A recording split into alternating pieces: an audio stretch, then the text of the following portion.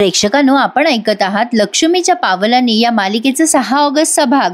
तर सुरुवातीला आपण बघतोय अद्वैत आणि कलामध्ये प्रचंड वाद रंगलाय. अद्वैत म्हणतो डिझाईन्स कशी पाठवायची, काय पाठवायची आम्ही आमचं बघितलं असतं. तू पाठवलेली डिझाईन्स आणि स्वामीनाथनला पाठवलेली डिझाईन्स ओके झालीच होती ना.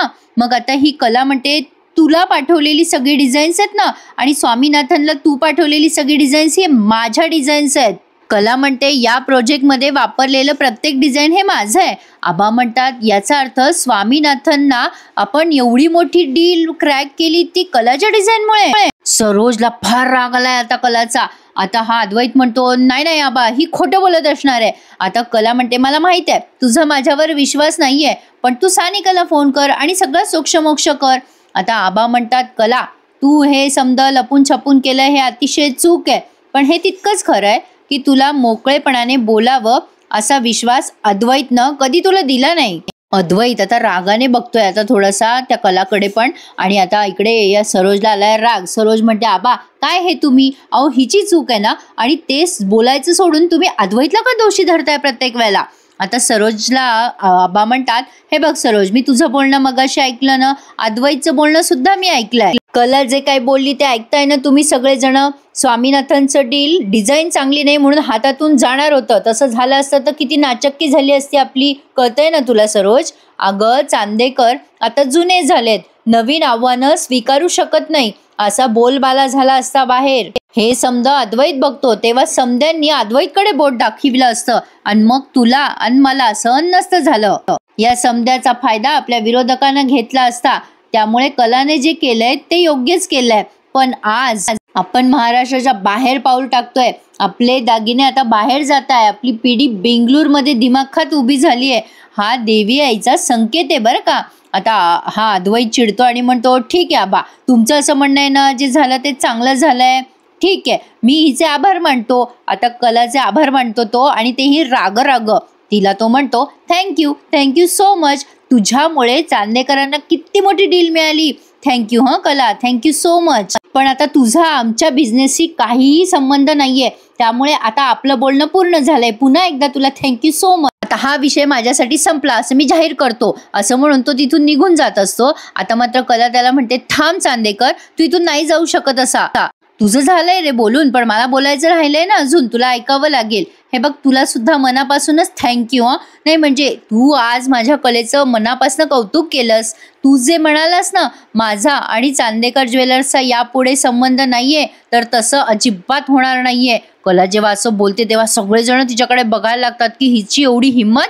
आता कला फार भारी बोलते प्रेक्षकांनो. रोहिणीला लक्षात येतंय की आता काही खरं नाहीये. ती राहुलच्या कानात बोलते आणि म्हणते अरे राहुल, हे प्रकरण वेगळंच वळण घेते. राहुल म्हणतो मम्मा त्यानं खरे सिस्टर आहेत, या खरे पोरीनं वेगळंच काहीतरी वागत असतात नेहमी मॉम. आता रोहिणी म्हणते नाही मला काहीतरी करायला पाहिजे. आता ही रोहिणी जाते कलाच्या समोर आणि तिला म्हणते कला काय ग, तुझं वागणं हे चुकलंच नाही. तुझं म्हणणं आहे ना की अद्वैत चूक मान्य करत नाही, मग तुला कळतंय ना तुझी चूक आहे, मग कशाला कारण देतेस, गप्प बस की. कला म्हणते मग अशा परिस्थितीत मी काय करू रोहिणी मॅडम. रोहिणी म्हणते अद्वैत सांगतोय ते ऐक ना, अगदी गपचूप बस. कला म्हणते माझी चूक झालीये खरी. आता लगेच रोहिणी म्हणते झालं तर मग. कला म्हणते हो, पण माझी चूक पूर्णपणे झालीये असं कुठे म्हणते मी. आता समजलंय ना तुला अद्वैत की हे डिझाईन्स मीच बनवले म्हणून. स्वामीनाथन सरांना माझे डिझाईन्स खूप आवडतात, म्हणजे चांदेकर ज्वेलर्सला माझ्या डिझाईन्समुळे फायदाच होतोय ना. आता मात्र हा अद्वैत चिडतो आणि म्हणतो खरे याला इगो म्हणतात बरं का. आता कला म्हणते इगो नाही म्हणत याला चांदेकर, अरे याला अभिमान म्हणतात. मला माझ्या कलेवर खूप अभिमान आहे. लग्नाच्या आधी माझ्या कलेचं खूप कौतुक व्हायचं. छोट्या प्रमाणावर मी खूप काही करायचे आणि सगळ्यांना ते फार आवडायचं. पण आता आपलं लग्न झालं ना आणि सगळं अचानक थांबलं. आणि हे बघ चांदेकर, आज माझ्या कलेमुळे कळत नकळत का होईना पण कोल्हापुरातल्या एवढ्या मोठ्या उद्योगाला फायदा होतोय याचा मला फार अभिमान वाटतोय. आता मात्र अद्वैत चिडतो आणि म्हणतो हे बघ मी बिझनेसमॅन आहे, मी मोठ्या डील क्रॅक करतो. तुला काय वाटतं याच्याशी मला काय घेणं देणं असणार आहे. कला म्हणते बरोबर आहे ना, तुला कशाला घेणं देणं असायला हवं. या सगळ्याकडे आपल्या कंपनीला फायदा होतोय ना. आता अद्वैत चिडतो आणि म्हणतो हे सतत आपल्या बोलणं बंद कर बरं, तुझा काय संबंध आहे कंपनीशी. कला म्हणते अरे बापरे सॉरी बरं का. अरे नाही म्हणजे आपल्या नव्हतं म्हणायचं मला, तुझ्या बिझनेसला म्हणते बस का. अरे बघ कोण डिझाईन करतंय याने तुला काय फरक पडतोय अद्वैत? तू बिझनेसकडे बिझनेस सारखंच बघ ना. तू जरा ऐकून घे माझं. अद्वैत म्हणतो, मी तुझं काय ऐकू? उगाच शब्दांचे जाळे करून मला अडकवू नकोस हं. कला म्हणते, हे बघ अद्वैत, या स्वामीनाथन सरांना काय हवं काय नाही हे मला आता एक्झॅक्टली कळलंय. कुठल्या डिझाईनकडे काय काम करायचं, बँगलोरच्या लोकांची ओढ कुठे आहे, म्हणजे महाराष्ट्र आणि बेंगलोर कर्नाटकच्या संस्कृतीचं कसं संमेलन घडवून आणायचं, या सगळ्याचं माझं ना अभ्यास तयार आहे आणि इनफॅक्ट ड्राफ्ट सुद्धा तयार आहे माझा पुढच्या डिझाईन्सचा. आता अद्वैत म्हणतो, हां तुझ्या डिझाईन्स असतील तयार, पण माझ्या कंपनीमध्ये कोण काम करणार आणि कोण नाही हे मी ठरवणार. कला म्हणते, हे बघ चांदेकर, हट्टीपणा करू नको. काय चाललंय रे तुझं? मगाशी मला म्हटलं होतास ना की तू हट्टी नाहीयेस म्हणून, आणि तू आता वागतोयस त्याला काय म्हणायचं रे? आता लगेच अद्वैत म्हणतो, इगो आहे मला, वाटेल ते कर, तुला काय करायचं ते कर, पण आहे ना मला इगो, त्यामुळे सांगतोय की तुला शिक्षा देतोय मी की यापुढे तू काम करायचं नाहीस. आता कला म्हणते, ठीक आहे, मान्य आहे मला, मी लपवून काम केलं, पण मी मात्र प्रामाणिकपणे काम केलंय. चांदेकर, तुला डिझाईन्स घ्यायच्यात नाही घ्यायच्यात हे तुझं तू ठरव, मी माझं काम करत राहणार. आता अद्वैत म्हणतो, हा तुझा जो काय ॲटिट्यूड आहे ना की मीच डिझाईन्स बनवणार वगैरे, हे ठरवणारी तू कोण आहेस? तुला डिझाईन्सच बनवायच्या आहेत ना, ठीक आहे, मग बनव, तुला डिझाईन्स बनवायच्या तर, पण शेवटी तुला अप्रुव्हल घ्यायला माझ्याकडेच यावं लागणार आहे ना. नाही, मी एकही अप्रुव्हल तुला देणार नाहीये आणि तुझा माज उतरवेल. कला म्हणते, असं करू नकोस रे अद्वैत, मी डिझाईन्स बनवणारे यात कसला आलाय रे ॲटिट्यूड? तू तुझं नुकसान करून घेशील. हे बघ, समजून घे ना, मी स्वामीनाथन सरांना डिझाईन्स देते आणि ते देणं बंद केलं तर ह्याचं काय होईल याचा विचार कर जरा अद्वैत. हे बघ, मला मान्य आहे माझ्याकडून फार मोठी चूक झाली आहे. अरे तुला पाहिजे असेल तर मी सगळ्यांची माफी मागते, पण चांदेकर, अरे हे सगळं आपल्या घरातलं आहे ना रे, याचा बिझनेसवर का परिणाम होऊ देतोयस तू? इतकं उत्तम सुरू असलेलं काम माझ्यावरच्या रागाने थांबायला नको, हे मला कळतंय. हे बघ, मगापासून मी तुला तेच सांगतेय की तू फक्त फायदा बघ. आता अद्वैत म्हणतो, बस झालं खरे, आमच्या बिझनेसमध्ये काय करायचं काय नाही हे फक्त मी ठरवणार आहे, सगळीकडे स्वतःची अक्कल पाजळू नकोस. कला म्हणते, मला अजूनही असंच वाटतंय की मी जे बोलते ते चुकीची नाही आहे. चांदेकर, माझ्यावरच्या रागाच्या भरात तू मला डिझाईन्स करायला थांबवतोय, पण त्यामुळे आपल्या कंपनीला फरक पडणार आहे. आता चांदेकर म्हणतो, परत आपली कंपनी तू क्लिअर कर बरं, ही कंपनी तुझी नाही आहे, ही आमची आहे, ही कंपनी आम्ही घडवली आहे. या कंपनीचं आम्ही काय करायचं ना ते आमचं आम्ही बघून घेऊ, आम्ही सच्चे आहोत यासाठी, तुला काळजी करायची गरज नाही आहे. आता मात्र कला म्हणते, इथे प्रोजेक्टचा आणि स्वामीनाथन सरांचा प्रश्न आहे. चांदेकर, माझा ऐक, तुझ्या फायद्याचा विचार कर. अरे स्वामीनाथन सरांना तू माझ्या डिझाईन्स दिल्या तर तुला फायदाच होणार आहे. अद्वैत काही या कलाचा ऐकायला तयार नाहीये. शेवटी ही सरोज मध्ये बोलते या दोघांच्या. कलाला मध्येच या सरोजने खोडले आणि तिला म्हणते, एक मिनिट, तुला काय वाटलं ग? ते स्वामीनाथन तुझ्या डिझाईन्सवर खुश झाले म्हणून काय आता तू आमच्या डोक्यावर बसणार काय? स्वामीनाथनने तुझ्या या डिझाईन सिलेक्ट केल्या म्हणून तू स्वतःला ग्रेट समजू नकोस. असं न तसं आम्ही हे डिझाईन मिळवणारच आणि हे प्रोजेक्ट सुद्धा. चांदेकर हा एक ब्रँड आहे शेवटी, आणि ते किती प्रोफेशनली काम करतात ना हे सगळ्यांनाच माहिती आहे. हे डील मिळवायला माझा अद्वैत सक्षम आहे. त्याला ना तुझ्या मदतीची गरज आहे ना तुझ्या डिझाईनची गरज आहे. आम्ही लवकरात लवकर एक चांगली डिझायनर हायर करू, तेव्हा तुझ्या मदतीची गरज आम्हाला नाहीये. तुला तुझ्या प्रश्नांची उत्तरं मिळालीच असतील. आता आमच्या बिझनेसमध्ये घुसायचा प्रयत्न तू अजिबात करू नकोस. सरोज अद्वैतला सांगते, लवकरात लवकर एक चांगली डिझायनर हायर कर. आता लगेच अद्वैत म्हणतो, हो आई, लगेच करेल मी डिझायनर हायर. आता आबा मध्ये बोलतात आणि म्हणतात, हे बघ सरोज, अगं प्रत्येकाच्या कामाची एक पद्धत असते. जर स्वामीनाथनना कलाच्या डिझाईन आवडल्या असतील तर आपण याच्याकडे दुर्लक्ष नाही करू शकत. त्यांना त्या डिझाईन आवडल्या तर आपल्याला त्यांना त्या द्यावे लागतील ना. आता मात्र सरोज खूप चिडते कलावर आणि म्हणते, बघितलं का मी तुला चालाक का म्हणते ते? आता तू या सिच्युएशनला स्वामीनाथनचा मुद्दाम विषय काढला, त्यांना तुझी डिझाईन्स कशी आवडली ते तू सगळ्यांना सांगितलंस आणि त्यामुळे आपल्याला तू बिझनेस मिळाला हे तू सिद्ध केलं. त्यामुळे घरातल्या लोकांचा तुझ्याकडे बघण्याचा पॉइंट ऑफ व्ह्यू बदलला, हो की नाही? म्हणूनच मी तुला धूर्त आणि चालाक म्हणते. पण आबा लक्षात ठेवा, फसवणूक ही शेवटी फसवणूकच असते. त्यामुळे या खोटारड्या मुलीला कुठल्याही प्रकारचे अधिकार द्यायचे नाही. मी ते देऊ देणार नाही. कितीही लोकांना तिचे डिझाईन्स आवडू देत किंवा नाही आवडू देत तरी सुद्धा मी तिला आपल्या प्रोजेक्टमध्ये घेणार नाही. माझा डिसिजन हा शेवटचा आहे आणि पक्का आहे. शेवटी आबा म्हणतात, बरं सरोज, मी काही तुमच्या व्यवहारात बोलत नाही, पण अंबाबाईच्या मनात असेल ना तेच होणार आहे. आणि आता प्रेक्षकांनो, हे सगळेजण एकमेकांकडे बघतच राहतात. पण आता या रोहिणीच्या मनामध्ये एवढं कपट आहे ना की विचारूच नका. आता हे रोहिणी आणि राहुलचं सीन त्यांनी दाखवलाय. प्रेक्षकांनो, खूप जास्ती डायलॉग असतात या मालिकेमध्ये. माझ्या या छानशा रिव्ह्यूसाठी एखादा लाईक करायला विसरू नका. छान वाटेल तुम्ही रिव्ह्यूला माझ्या लाईक केलं तर, आणि चॅनलला सबस्क्राईब आवर्जून करा. आता हा राहुल रोहिणीला म्हणतोय, वाव मॉम, कसली भारी दूरवर गेली तू. आता लगेच रोहिणी म्हणते, अरे राहुल, तुला म्हटलं ना माझ्याकडे खूप साऱ्या कल्पना आणि स्ट्रॅटर्जीज असतात.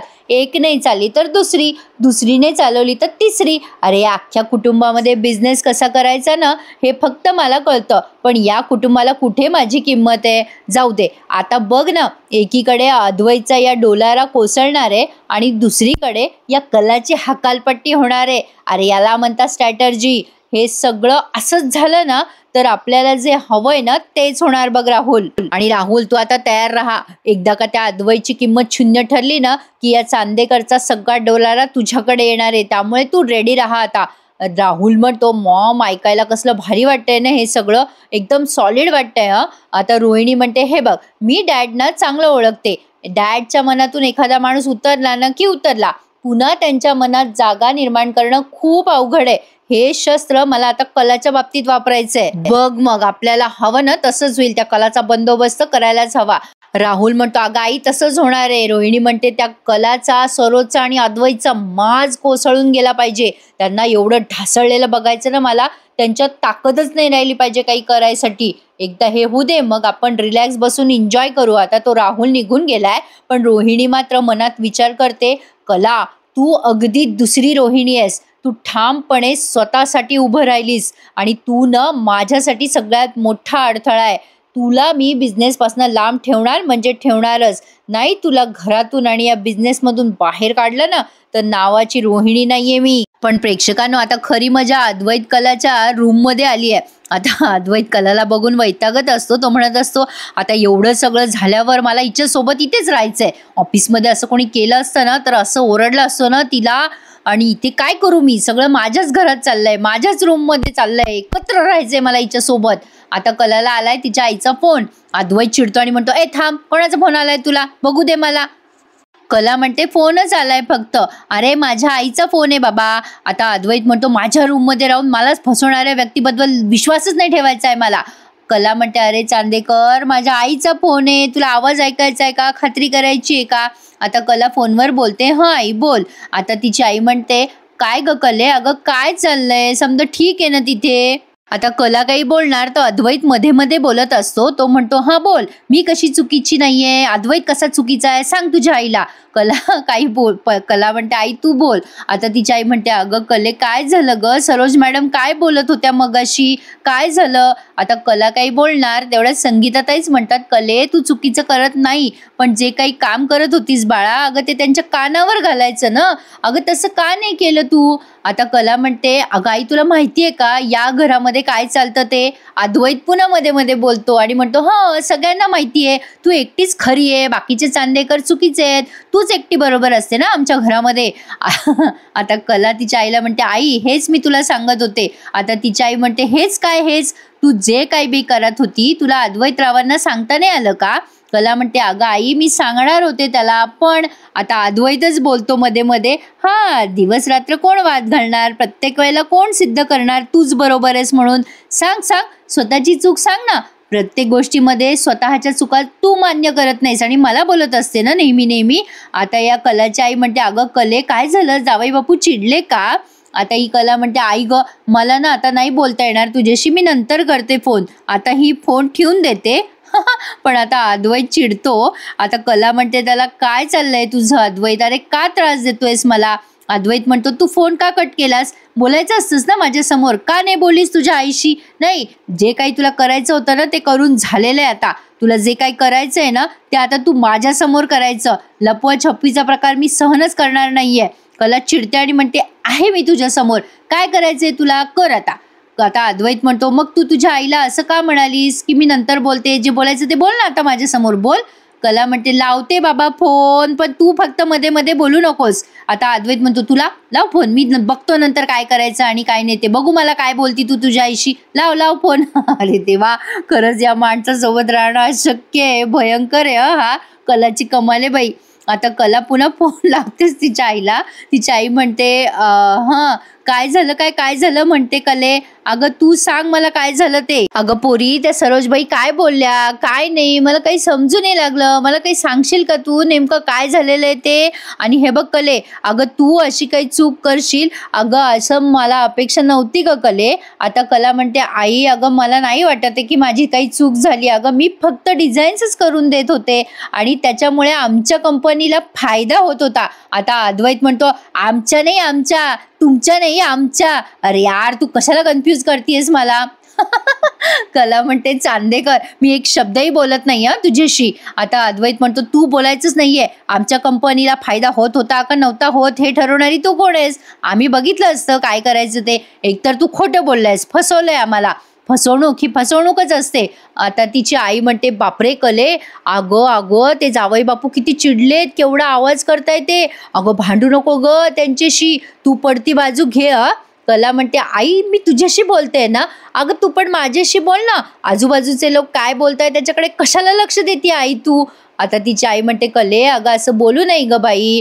कला म्हणते आई तुला कसं ग सगळं सोपं वाटतंय, तू ज्या जावयाची बाजू घेतेस ना तो जावई किती कठीण आहे हे माहिती आहे का तुला. अगं तो कधीच कोणाशी काहीही ऐकून घेत नाही, कोणाशी नीट बोलत नाही. बोलणं होण्यासाठी समोरच्या माणसाचं बोलणं पण ऐकावं लागतं आई, कळतंय का तुला मी काय बोलते ते. हे दोघं जणांना प्रेक्षकांना लेकी बोले सुने लागे असं चालू आहे. मधल्या मध्ये संगीताताईचं खोबरं झालंय. अद्वैत चिडतो आणि म्हणतो ऐ माझ्याबद्दल असा अफवा नको पसरू लोकांमध्ये. आता ही कला त्याच्याशी बोलते मध्येच आणि म्हणते ए चांदेकर एकदा घराच्या बाहेर पड, मग कळेल तुला काय अफवा आहे आणि सत्य काय ते. लोक तुला बरोबर सांगतील काय आहे आणि काय नाही. तू कधीच कोणाबद्दल काहीच ऐकून घेत नाही रे, विचार कर जरा याचा. अद्वैत म्हणतोय मला कशाला विचारायचंय लोकांना आणि बाकीच्या लोकांना काय वाटतं आणि काय नाही त्याच्याशी मला काहीही घेणं देणं नाहीये. तुझं तर मी आता ऐकूनच घेणार नाहीये. तू माझा विश्वासघात केलायस. कला म्हणते विश्वासघात, तुला कळते का काही केवढा मोठा शब्द आहे हा, जरा जपून वापर. विश्वासघात हा शब्द. संगीताताई या दोघांचंही भांडण अगदी मस्त ऐकतायत, म्हणजे त्यांना टेन्शन आलंय खरं. अद्वैत म्हणतो हा आता संपला का तुझा विषय बोलणं. नाही प्रत्येक वेळेला तू अशीच करते, विषय तुझा संपला तुला बोलायला काही नसलं की गोल गोल गोल गोल गोल गोल फिरवते आणि स्वतःच्या चुका झाकत राहते, दुसऱ्यांच्या चुकांवर त्या ढकलत राहते. आता फक्त तुला कांगावं करायचं आहे, तू एक्सपोज झाली आहे खरे.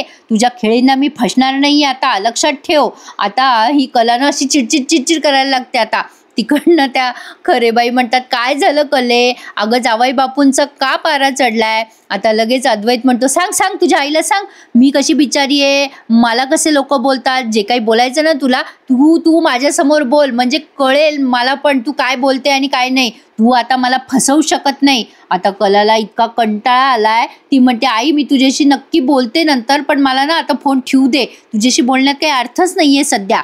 कला आता तिच्या आईचा फोन ठेवते आणि आता अद्वैतची भांडते. अरे बाप रे प्रेक्षकांनो, काय भांडतात नाहीये, कमालीची एनर्जी आहे बाबा भांडायची. मी तर बोलून बोलून थकले.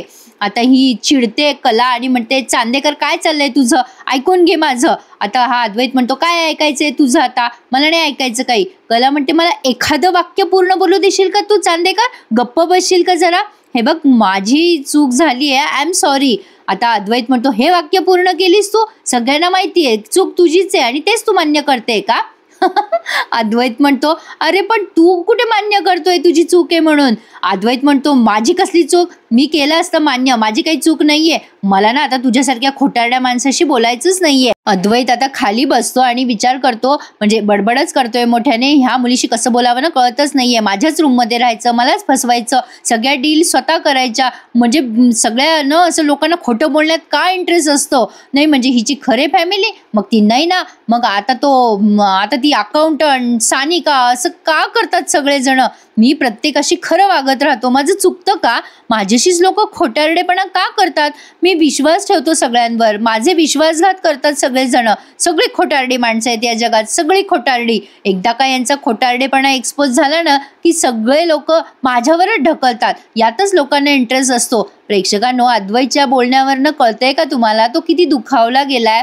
त्याला कला आवडायला लागली होती आणि कलाने त्याला असं डिच केल्यामुळे त्याला त्रास होतोय. आता कला त्याच्या जवळ जाते आणि त्याला म्हणते, ऐक ना रे चांदेकर, सॉरी, चुकलं माझं, मी आता नाही करणार रे. चांदेकर, मी 1000 वेळेला तुझी माफी मागेल रे, पण तू हे सगळं थांबव ना प्लीज. आता कलाला खूपच कसं तरी होतंय. अद्वैत आता तिच्याकडे असा आडून आडून बघतोय आणि कला त्याच्याकडे. आता प्रेक्षकांनो, पुढे बघायला खूप मजा येणार आहे, पण तुम्ही जर माझ्या चॅनलला सबस्क्राईब केले तर तुम्हाला खरेखुरे रिव्ह्यूज ऐकायला मिळतील. आता आपण बघतोय की आबाकडे गेलीये कला. आबा म्हणतात, हे बघ बाळा, आता हा आजोबा तुला मदत नाही करू शकणार. कला म्हणते, मी कशी बाहेर पडू मग आजोबा? आता आजोबा म्हणतात, तुझ्या संसाराचा गाडा कसा चालवायचा हे तू ठरव. पण आता प्रेक्षकांनो, आपल्या सगळ्यांच्या अंदाजाप्रमाणे स्वामीनाथनने केलाय या अद्वैतला फोन. ते म्हणतात, अद्वैत, मी तुझ्या घरी येतो आणि तिथल्या तिथे ड्रॉइंग चेक करतो आणि तिथल्या तिथे ठरवून टाकतो. आता अद्वैत म्हणतो, हे बघ कला, मी तुझ्यासोबत कुठलंही काम करणार नाहीये, मला काडीचाही इंटरेस्ट नाहीये तुझ्यासोबत काम करण्याचा.